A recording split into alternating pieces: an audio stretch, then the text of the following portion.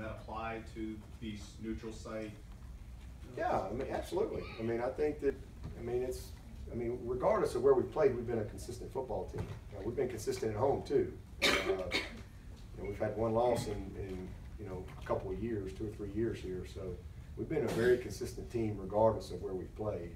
We don't really get caught up too much into, and that's why, because we don't really, we're playing at home or we're playing on the road. We just try to play to a standard each and every week, regardless of where we are or what the weather is or whatever.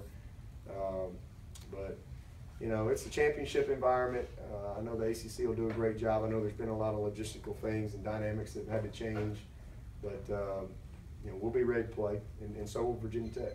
A couple weeks ago, you said that this team, you noticed a hard edge to this team in practice. How has that manifested itself in games? Well, as I said a couple weeks ago, a little bit of sometimes a little pain is good for you, and I think that it has made us feel a little better, if you will. Cough syrup make you feel a little better. Tastes bad going down, and that's kind of what happened with this team. I think they showed up angry and very disappointed, but ready to get back to work. And they've had a good edge to them really all year, even in camp. Going back to camp, this team's been easy to get ready for practice, and but I just think that they can see the finish line.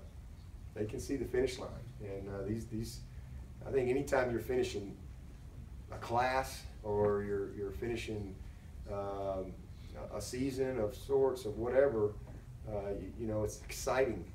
It's an exciting time when you can see that, but you got to make a decision on how you're going to finish.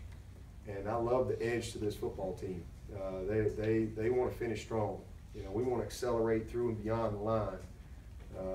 We don't want to just cross the line. And it's been a good edge, and with our leadership meetings, practice field, in here, you name it. And they're excited to have the opportunity, but they have great respect for the challenge that we have in front of us, and the fact that we're about to play really well. The 3 guys you have listed out, first off, Pagano's still on track with what you thought. Yeah, he's probably ahead of schedule. He's really doing well. He wants to play this week. I don't know that that's realistic for him to be able to. He probably could play, but I don't know if he could play winning football like we need. But he's working really hard toward that. And then same thing with Jurgen. Jurgen is going to be close, but I don't know if he'll quite make it by the weekend. So probably same thing. But both those guys will be raring to go once we get into our bowl prep. And then John Simpson looks good. He actually looks really good. I think he's got a chance for this weekend. Where are you with Baker and Frumore? Well, Baker's not going to play. I mean, he's just practicing, and he's not in a position, now where we are in the season to compete. He's much better. He's more confident, but he's not in a position to go compete for playing time. And then Fru, I don't have any update at this point. What's it like seeing Jake Yermo's path? He's very open about his struggles with depression, mental illness, and now to see him play in the ACC championship 2 years in a row. What's it been like to be on that ride with him, and what's it say about his character? Yeah, in all conference. Did he make all conference last year too? Second team. Yeah, I mean, back-to-back all conference years, and literally I didn't know if he would ever play football again. When he had some struggles, I didn't even know if I'd ever see him again when he left school. And he was a lost, broken young person, and he's been very open about that. But it's great. It's a great encouragement to a lot of people, and I'm sure he's an inspiration to a lot of people. And I'm proud of him because he's used his struggles, and he's taken that platform that he has here to encourage others. Because it's a tough world out there, and people get lost, man. Depression is it don't show up with a sore throat. I mean, you get a sore throat, you're like, I better take some medicine, go see the doctor. And but depression doesn't show up that way. And when it gets on you, it's like it's a hopeless, helpless, and I've I've learned a lot about depression dealing with young people, because it's a real issue. I mean, the number one issue probably that we deal with these student athletes, and really just college students in general, is mental health.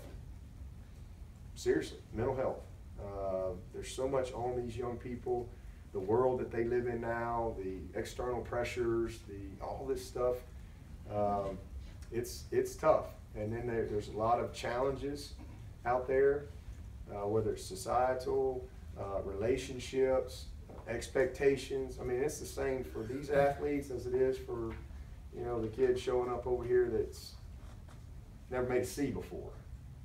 And now all of a sudden he's made a C, and next thing you know, they lose sight, and depression is serious. But Jay's such an encouragement, because you can get better, you can overcome it, it can be treated, you know. And you know, I just think that a lot of people can draw strength from him, because again, I didn't think he'd ever play football, and I'm like, how did you get here? Trying to understand. And now to see him, I mean, we don't have a better leader. I mean, he's just incredibly, one of the most committed people, happy. It's scary to know that he was at that spot at one time. But it's encouraging and inspiring to see him now. And I think that is helpful for a lot of people out there. And I'm proud of him. I'm happy for his family. He's got an incredible family that were very supportive of him. And the people of Clemson, you know, our infrastructure here, and the job that they did in helping him work through his struggle. So it's awesome. Just makes your heart smile to see him have the success that he set out to have. You know, we always are going to have some, you know, curves in the road, and you know, and that's life. Life happens, and it's great to see a young man respond in such a positive way. Have you seen his impression of you? I've seen all of his impressions. He does me okay, but he's got some better ones. I mean, oh man, he is talented, really, really talented. Friday nights, you know, if you get on the team bus, you know, to the movie and back, that's the Jay Guillermo comedy hour. He gets the microphone, and it's just kind of that's just the tradition around here. You know, for a long time I rode the offensive bus, but I'm always on the defensive bus. Different personalities, different dynamics on the defensive bus. But Jay is he's something special. And in fact, we at the national championship last year, we went to this. We were supposed to go to this comedy show in our hotel, and they were bringing in these comedy people, and so everybody's there.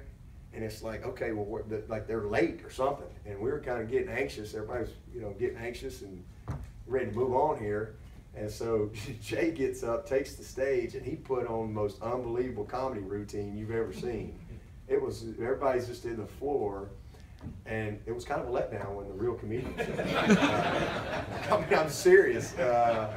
But yeah, he's got a gift. He really does. He's got a gift. He might be like Larry the Cable Guy or something.